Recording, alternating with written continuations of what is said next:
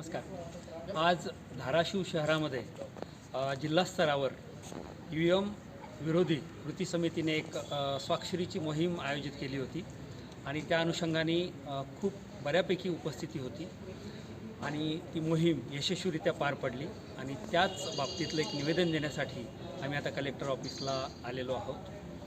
कौतुकास्पद ही गोष्ट आहे की धाराशिव शहरामध्ये सर्व जातीचे, सर्व धर्माचे आणि सर्व राजकीय पक्षांचे लोक एका छताखाली आली आणि या सर्वांना एकत्र आणण्याचं काम आमची छोटी बहीण झिनत प्रधान यांनी केलं आहे. आणि आणखीन कौतुकाची बाब अशी आहे की त्यांना त्यांच्यापेक्षा मोठ्या वयाच्या प्रगल्भ विचाराच्या लोकांनी सहकार्य केलं आणि त्यांच्या पाठीशी उभे राहिलेत. त्यामुळे हे आंदोलन आणि असे याआधी पण त्यांनी आंदोलन केले आणि यापुढेसुद्धा हे आंदोलनं खूप स्ट्रॉंगली उभे राहतील, यात काही नवल नाही आहे.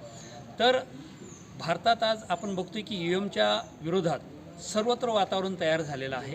त्याचं कारण असं आहे की EVMमध्ये घोटाळा करून BJP वारंवार सत्तेत येत आहे.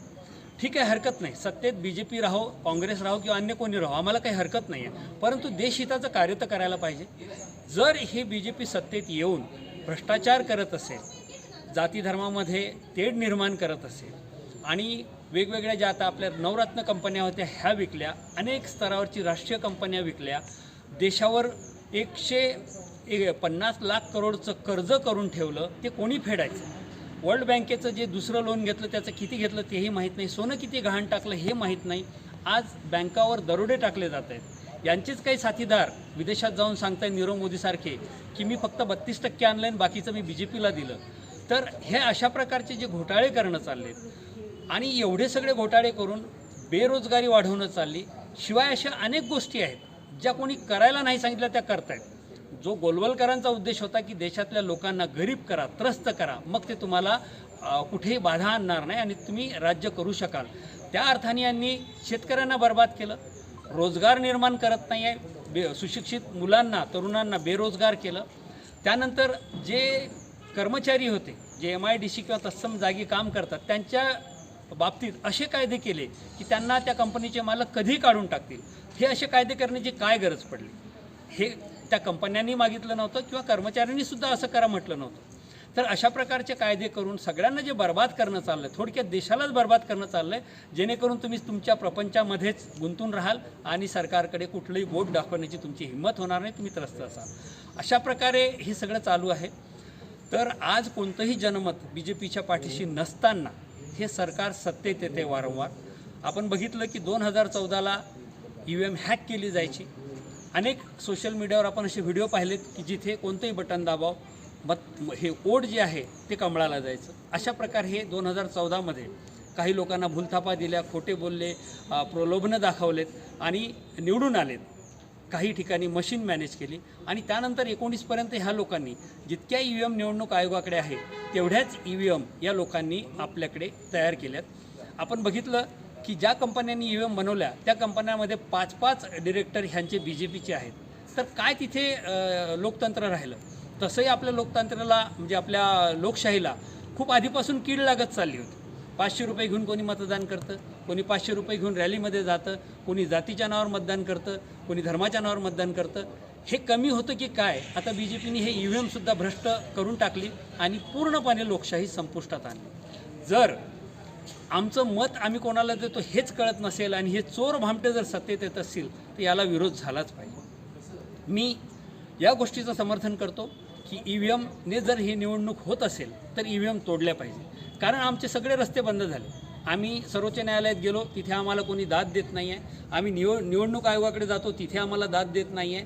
आज सरकारचा उद्देश किती वाईट आहे हे आपण बघितलं की जिथे निवडणूक आयोगाची नियुक्ती केली जाते तो आधीचा नियम होता की सर्वोच्च न्यायालयाचे न्यायाधीश असायचे, एक विरोधी पक्षनेता असायचा, एक प्रधानमंत्री असायचा.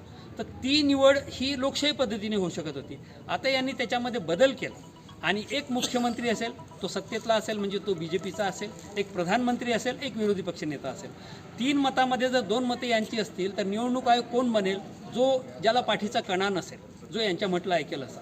तर अशा प्रकारे जर लोकशाहीची जे मुख्य खांब असेल निवडणूक आयोग, तोच जर असा भ्रष्ट पद्धतीने निवडला असेल तर तो कोणाच्या अधीन राहून काम करेल?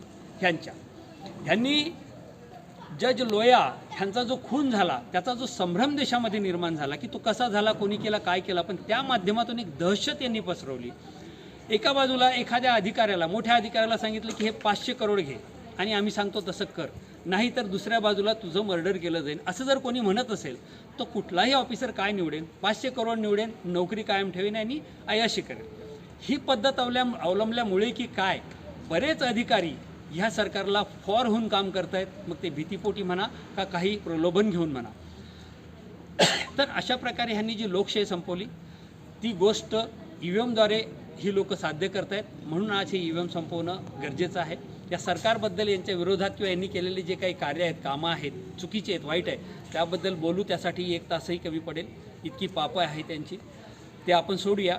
परंतु EVMला विरोध करण्यासाठी हा व्हिडिओ जो बघेल त्याला मी विनंती करू इच्छितो की आता हे दिवस घरात बसण्याचे नाही आहे. आपल्या मुलाबाळांसाठी आणि आपल्याला अतिशय रक्त सांडून हे जे स्वातंत्र्य मिळालेलं आहे देशाला ते कायम ठेवण्यासाठी आपण घराबाहेर पडलो पाहिजे, दिल्लीपर्यंत पोहोचलो पाहिजे, याला विरोध केला पाहिजे. नाहीतर आपण आणि आपल्या येणाऱ्या पुढच्या पिढ्या ह्या बर्बाद झाल्याशिवाय राहणार नाही आणि तेव्हा पश्चाताप करूनही उपयोग होणार. जिथे एक शब्द बोलला किंवा गलीवर बाहेर पडलं तर फाशीला जायची वेळ होती, गोळी खायची वेळ होती, तिथे आमचे क्रांतिकारी थांबले नाही, घाबरले नाही. आज ती वेळसुद्धा नाही आहे. EVM तोडल्याने होऊन काय होणार आहे? 2 महिन्याची सजा होईल, 4 महिन्याची सजा होईल आणि जेव्हा हे कार्य लाखो लोक करतील ते यांची जेल कमी पडेल. मोदी आणि शहाला एक स्वप्न वाटते की आमच्या अधीन पोलीस आहे, आमच्या अंडर मिलिटरी आहे, आमच्या अंडर CBI आहे, ED आहे, त्याच्यामुळे आम्ही कोणालाही गुलाम करू शकतो. हे विसरतायत की ते सुद्धा बोटावर मोजण्या इतके आहेत आणि समोर आहे 140 करोड लोक. आज जर ती सगळी लोक रस्त्यावर उतरली तर या सरकारला ते भारी पडेल. त्यांना डिटेन करण्यासाठी किंवा कुठेही कोर्टात नेण्यासाठी किंवा जेलमध्ये ठेवण्यासाठी जागा अपुऱ्या पडतील. त्यामुळे ह्या लोकांनी यापुढे तरी 10 वर्षात जेवढा हा देश लुटला ठीक आहे, परंतु यापुढे तरी या देशाला लुटण्याचं स्वप्न बाळगू नये. आता देश जागृत झालेला आहे, लोक रस्त्यावर उतरलं आहे, त्यामुळे ह्या लोकांनी आता अशा भ्रष्ट पद्धतीने निवडून येण्याचं स्वप्न बघू नये आणि हे थांबवावं.